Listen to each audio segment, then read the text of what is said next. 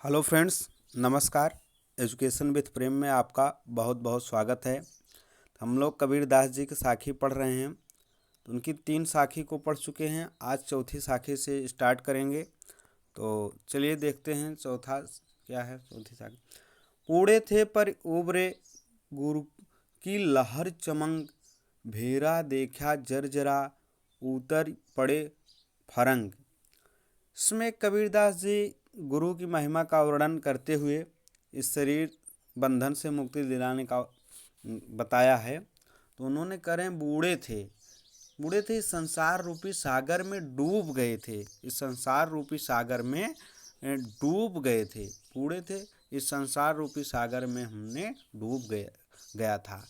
गुरु की लहर चमक, अब करें गुरु की कृपा रूपी लहर की चमक से, गुरु की कृपा रूपी लहर की चमक से अर्थात गुरु के ज्ञान के प्रकाश से पर उबरे हमने बच गया, अपने आप को बचा लिया। कबीरदास जी का कहने का मतलब है हम इस संसार रूपी सागर में डूब गए थे, परंतु गुरु की लहर चमक, उनकी कृपा रूपी लहर से अर्थात उनके प्रकाश, ज्ञान के प्रकाश से पर उबरे, इस संसार रूपी सागर से में डूबने से बच गया। तो भेरा देखा जर्जरा, अब करें भेरा देखा जर्जरा। भेरा होता है बेड़ा, जिस नाव, शरीर रूपी नौका।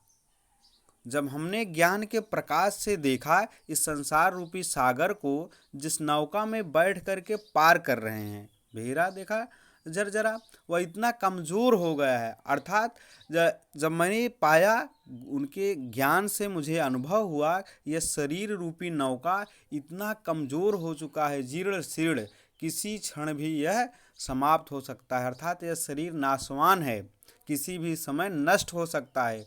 उतर पड़े फरंग, तुरंत ही मैंने इस नौका से उछल करके कूद गया। अर्थात इस नौका से, शरीर रूपी नौका का मोह माया त्याग दिया। अर्थात मैंने इस शरीर का मोह माया त्याग दिया। ओके, चलिए सेकंड वाला देखते हैं। फिफ्थ वाला, आज का फिफ्थ। चिंता तो हरिनाव की और न चिंता दास। इसमें कबीरदास जी देखिए ईश्वर के नाम स्मरण को जन्म मरण से मुक्ति दिलाने को बताया है उन्होंने कि चिंता तो हरिनाम की, हम इस दास को और न चिंता दास। दास मतलब इस दास को कबीरदास जी बता रहे हैं कि हमें सिर्फ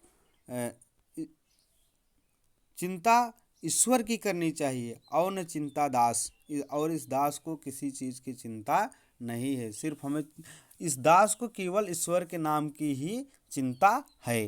जो कुछ चितवे राम बिन, जो व्यक्ति राम नाम के सिवा कुछ चिंतन करता है, ध्यान करता है, सोई काल के फांस व काल के बंधनों में बंध जाता है।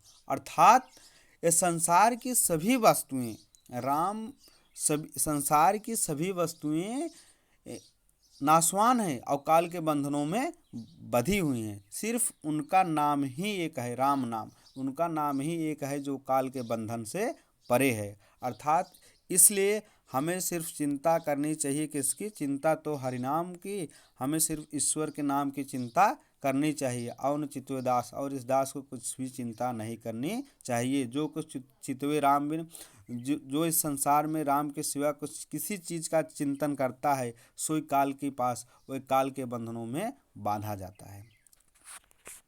ओके।